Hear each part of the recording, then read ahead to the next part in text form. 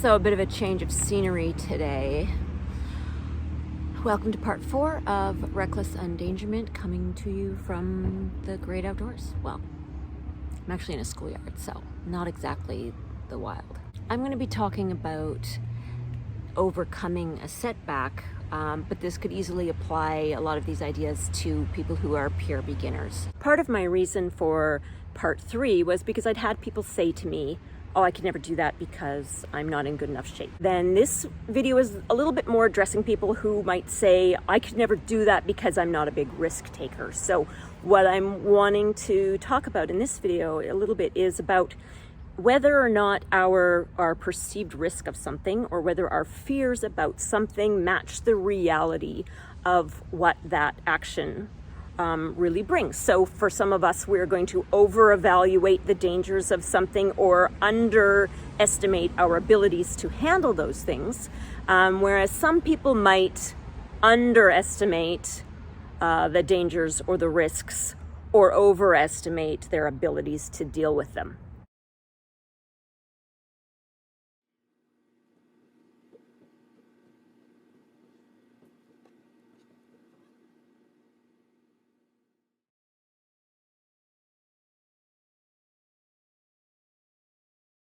When we see some of the almost surreal things that people have accomplished in parkour, it's really easy to forget that everybody started with the basics. What I really like about balance is that it's a skill that can be made very easy, but it can also be taken to nearly infinite difficulty. It's a great place to put in some time, especially if you're needing to manage impact. I like to do a lot of my rail training barefoot because it helps keep my feet dexterous, and you can even see sometimes I use my toes sort of curled around the bar, and you don't always get that same feeling or the sense of control when you're wearing a shoe. So when I'm doing classes and doing any rail work there, I always have my shoes on, but when I'm just doing this kind of practice on my own, I like to do a lot of it barefoot. I really like that balance gives me a chance to focus in on what I am doing. I just block out what's going on around me. Sometimes I use music, and then I can enjoy moving to the rhythm of whatever song is playing. And I set the challenge of, thinking about it like there are higher consequences than there actually are, sort of like a floor is lava game. But obviously the consequences here are pretty low. So as long as I'm not putting expectations for a certain outcome, then I can make the practice just fun and playful. Whether you're a pure beginner or whether you've had to take a step back and rebuild, it's all about matching what your current level of ability is with the challenge that's presented to you. A lot of times we feel some fear about something because we don't trust that we have the ability to manage what the challenge is that's presented to us. And sometimes it's completely appropriate, and other times it's not, because the challenge is too much of an unknown. It can be easy to judge something we see someone else attempting as being highly risky if we don't understand the preparation that's gone behind it. Sometimes I'll see people fall or slip, and they'll just get back up and try again. To me, some of the most impressive examples of athleticism that I've seen are people recovering in a split second from some kind of mishap. Just having that ability to go for something and manage whatever happens is something that's really inspiring for me. I accept that there's some risk to parkour, as there would be in the involvement in any sport or physical endeavor where you're constantly looking to push your abilities. And I accept that because the benefits that I've found definitely make it worth it for me, and I'm able to manage a lot of the risks. My experience has helped me develop a much better sense of what I'm truly capable of instead of just instinctively listening to that fear that tells me not to do it. Today marks 3 months since I injured my knee, and it's been a long, slow process of relearning to stabilize on that injured leg, and I've noticed a lot of deterioration in my muscle. My confidence has withered a lot too, to be honest, as well as my sense of place in my community and the value that I have to offer in it. I try my best to put those negative thoughts aside and just focus on what I can do right now to keep myself moving forward. This is the first really significant injury I've ever sustained in any kind of sport. So it's been really hard for me to get my mind around coming back from this setback. I feel like I can handle pretty much any degree of pain, but I really don't do well with the loss of function. And the only comparison I have is one fall I had early on in my practice, and there wasn't much physical damage, but there was quite a mental setback for me at that time because I really lost confidence with the skill that I was doing when that happened, even though I knew that the thing I needed to do was get right back at it, so I couldn't let that damaged confidence build. It was still really hard for me to get myself to do that.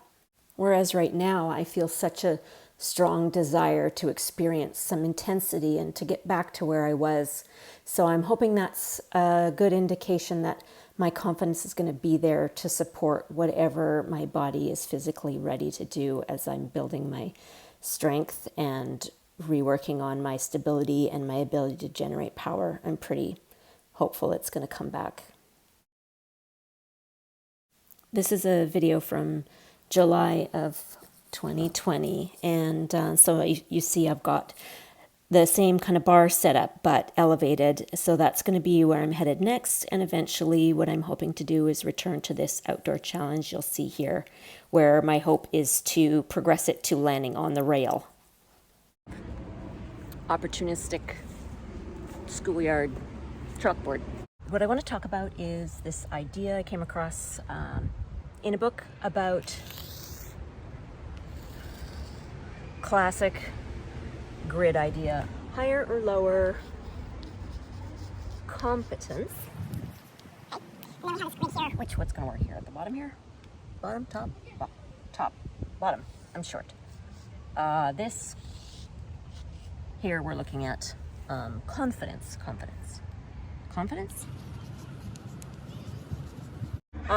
People up here super good at stuff and they know it.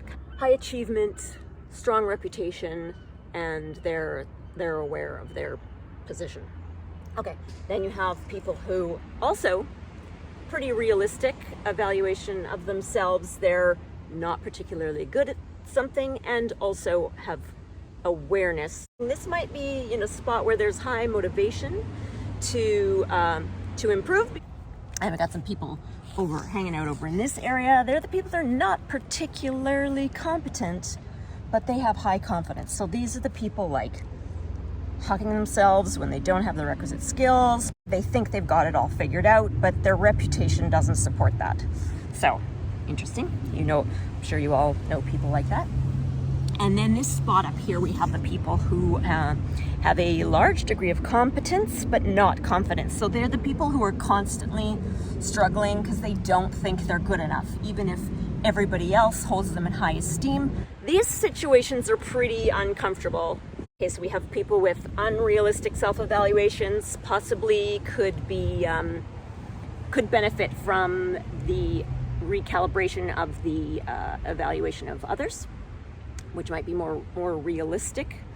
And then these people who they have a pretty realistic self-evaluation, for better or for worse.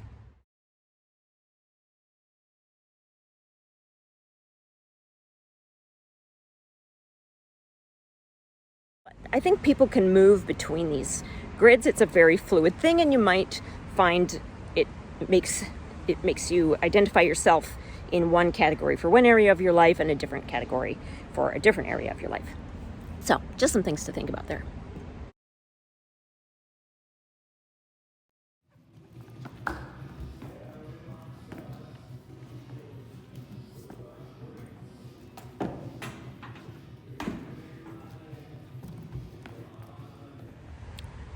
Here's the real challenge for today.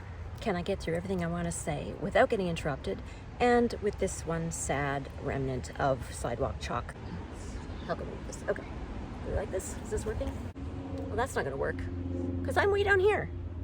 That's not clear at all, and it's backwards.